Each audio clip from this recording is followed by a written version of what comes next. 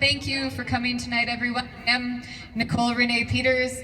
I was one of the organizers of Taos Votes for Bernie. And as Erin said, I have been working on voter registration, voter outreach, and education. I didn't prepare a formal speech tonight because I really had a lot of things going on in my mind, and I wanted to listen to what others on the stage had to say. What Seamus has just shared with us is a lot of the sentiment that I share.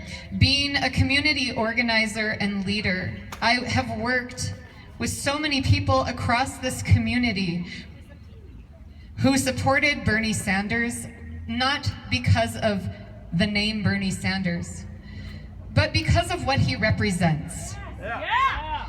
He shares our ideals and our principles. He developed a plan which would work. We honor Bernie Sanders tonight, and I want to honor each and every one of you who has come out tonight, all of you there protesting, exercising your First Amendment rights. I was asked originally to come here to speak about my experience as a delegate at the National Convention. Like Seamus, I had to wonder afterwards if they really wanted me to speak about my experience because it was quite negative and quite oppressive. I don't want more division amongst people. I want us to be able to work together.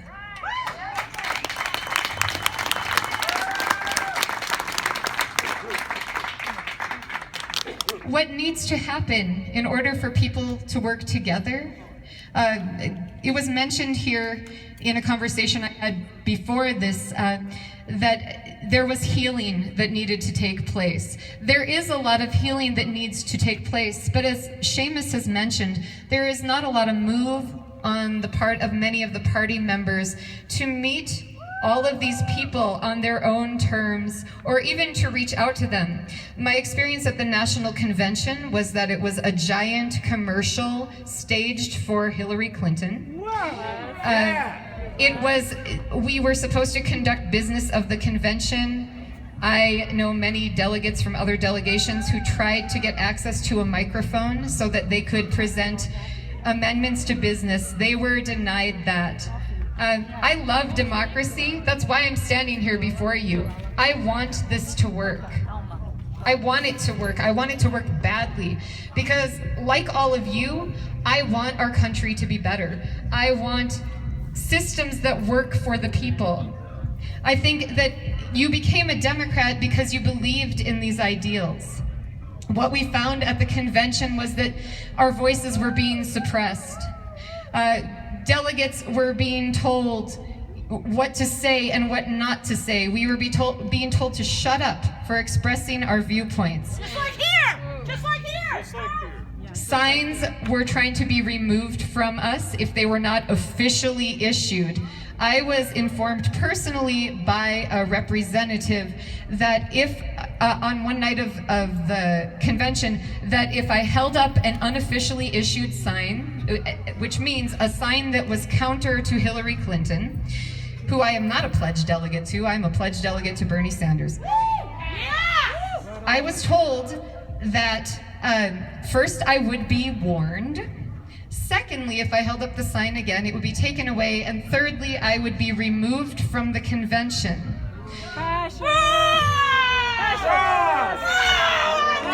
Please let her finish speaking. It's fine. I saw other people being harassed, having signs being removed from them. That's not democracy. I didn't join the Democratic Party because I wanted my voice or any other person's voice to be suppressed. It doesn't matter if we agree with each other or not. In democracy, there is room for disagreement. There is room for dissent, and there is room for difference of opinion.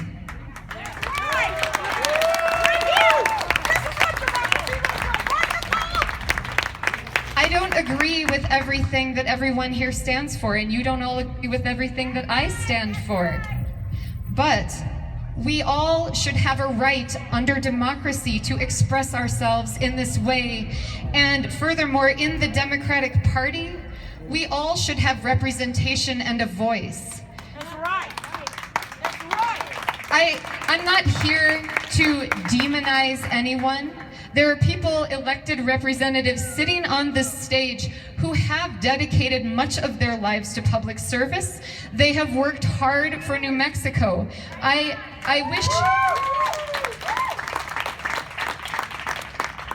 wish to honor those accomplishments.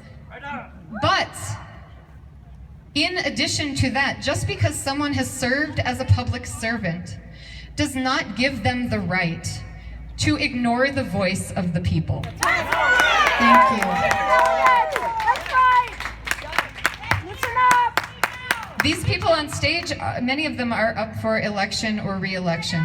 We understand. We know that. If people, regardless of party affiliation, if a candidate has served well in representing you, representing your voice, representing your values, and responding to you when you've contacted them, then perhaps you might consider re-electing them. And if they have not represented your best interests, I would ask you to throw away the idea of that little jingle, vote blue no matter who. Because there are many great progressive candidates in the Democratic Party, and I encourage you to back those people, and I encourage you to ask questions and think for yourselves. People who can help us. Yes, but when you fall in line blindly behind someone who adopts the brand of Democrat without asking any questions or looking at their public service record or how they've represented you, you are doing a disservice to yourself and your community. That's right. That's right. I'm going to read to you. Thank you. I'm going to read to you something that is part of our Democratic Charter. Yes, and you know what? I respect your right to protest, just as Bernie Sanders supporters would like to be respected in showing their protest, but their voice has been suppressed. In fact, I will share something else with you. Tonight, today, all day long, there was discussion about whether they should let me speak or not, because If we my can, views are not popular. let's just let her finish, okay? Let her talk. She wants to read something and then we'll move on. Let her talk. Let her speak. So if you really truly believe in democracy and the principles of the Democratic Party and the Charter, then you will honor differences between us. And if you want to heal the wound, first you must remove the knife that's being twisted in that wound. Thank you. Thank you. Good, Nicole. So if you agree with these principles and you agree with freedom of speech and expression, then stay in the Democratic Party. And if you don't, perhaps you should consider rewriting the charter of the Democratic Party to represent something that is more suppressive and more representative of fascism, which is what we experienced at the convention.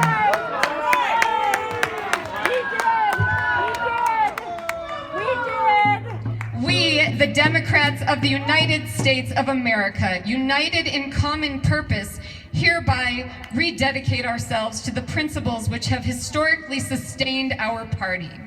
Recognizing that the vitality of the nation's political institutions has been the foundation of its enduring strength, we acknowledge that a political party which wishes to lead must listen to those who they would lead. A party which asks for the people's trust must prove that it trusts the people.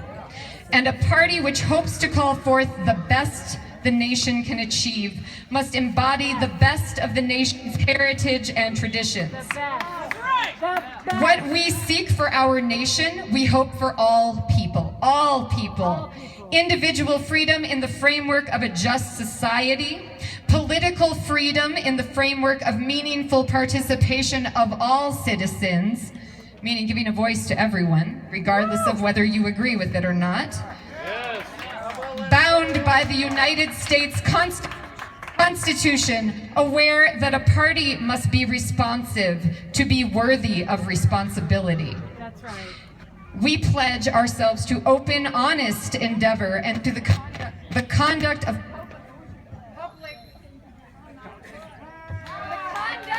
public affairs in a manner worthy of a society of free people. Give her a mic. It's okay. So, the point of this is, these are the words of our party's charter. If you support democracy, then support freedom of a difference of view.